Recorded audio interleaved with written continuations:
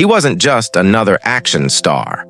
He was a martial artist, a mentor, and a man who brought integrity to every punch he threw.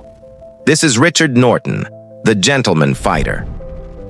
Born in Melbourne, Australia in 1950, Richard's journey began far from the bright lights of Hollywood.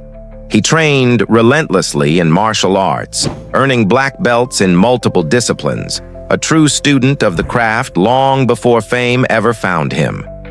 Before stepping on screen, Richard worked as a bodyguard, protecting icons like the Rolling Stones, Fleetwood Mac, and David Bowie. But destiny had a different fight waiting for him. His entry into film came through the 1980s martial arts boom, where his skills, charisma, and humble attitude made him stand out from the crowd.